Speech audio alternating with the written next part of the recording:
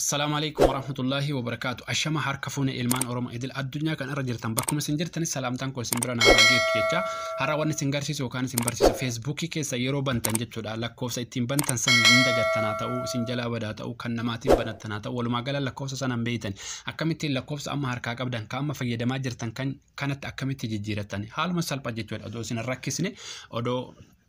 مالين جن حالة سلبا كتجيرتنا سن أرجسيسا جتشود بلين كيا ماري وري حمامات يوتيوب كيا فارواتاتن أكاسم وري ماتين تاي يوتيوب كيا galtani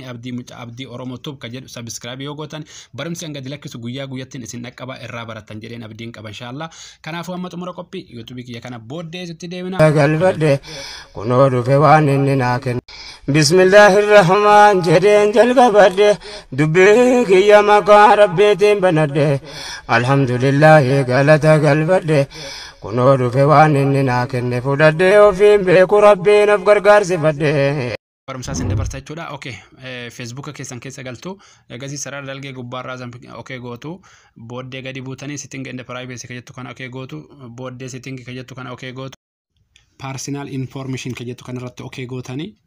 ratto okay gootani ega gadi butani amma kan tokko fannim kajeddu kana dhiiftani jechuudha contact info kajeddu kana jechuudha manage your phone number in the email kajeddu kana ratto okay gootani egasi amma askitti lakkoofsa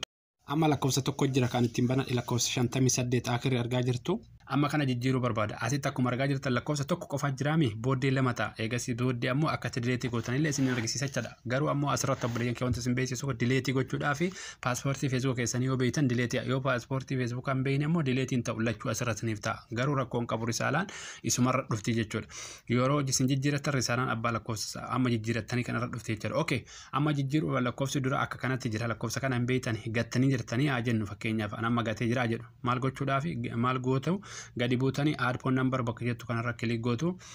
egasiin dhufti booddee asitti okay amma kanatti inni isin dhufe jechuudha kuno bakka kana change bakka jettu kanatti Saudi Arabia koodii Saudi Arabiaadha isin biyya jirtanitti jechuudha asitti gadi butani fakkeenyaaf amma mobile phone number bakka jettu kana okay gootan jechuudha yeroo takkaa fi egasii gadi butanii lakkoofsa amma harkaa qabdan ka fayyadamaa jirtan kana galchitanii jechuudha anama lakkoofsa 58 san jijjiiruu barbaada waan ta'eef ka amma fayyadamaa jiru galchaa jechuudha okay duwwaashan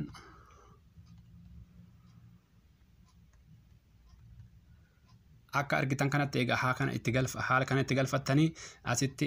continue ettanii jechuudha yoo lakkoofsi keessan bilbila biraa keessa jiraate risaalaan achi dhufti yoo asuma harkaa qabaatan ammoo asuma keessa risaalaan ofumaan isin dhufte jechuudha risaalaa dhufa amma akkuma argaa jirtan kana kuno confirming your phone number isinin jira jechuudha as keessatti risaalaa koodii abbaa jaa isinin dhufa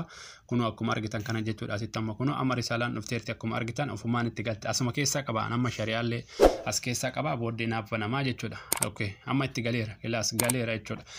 okay amma haala kanatti isiniif gala yoo bilbila kana keessa qabaatan isin gala yoo bilbila biraa keessa qabaatan ammoo asitti koodii isin gaafata bilbila koodii risaalaa bilbila san irratti isin dhufu sana fiddanii itti galfattanii abduuba isin deebisee bakkuma sana isin deebisee anama itti naagaleera waan ta'eef duuba isin deebisee ilaalchisu bakkuma amma isin galchisan yoo deebitan fakkeenyaaf duubatti illee baatanii deebuu dandeessanii eegasii ka tokkoffaa dhiisa ka lammaffaa irratti isiniin jedheera amma kuno duratti lakkoofsa kana tokkocha jira amma lama ta'e kanatti jijjiiradhee jira akkuma argitani dura kana jira 58 amma 77 akkuma argitan dura lama tokko jira amma lama ta'e jira jechuudha amma leetii gochuu yoo barbaadani isumarratti dhooftan jechuudha yeroo takka irra kilik gootanii eegasii remove bakka jettu kana okay gootanii eegasii bakki duwwaa isinii dhufti okay xiyyaa xiqqishuu tana jechuudha saanduqa xiqqoo tanatti right gootan jechuudha akka kanatti eegasii remove number ka jedhu kana okay gootanii eegasii paaspoortii keessan kan Facebook bakka duwwaa kanatti ni guuttanii jechuudha eega guuttanii booddee ammoo gadi buutanii asitti remove number ka jedhu kana eega remove gootanii keessa isinii badaa jechuudha delete ta'a jechuudha magaalatti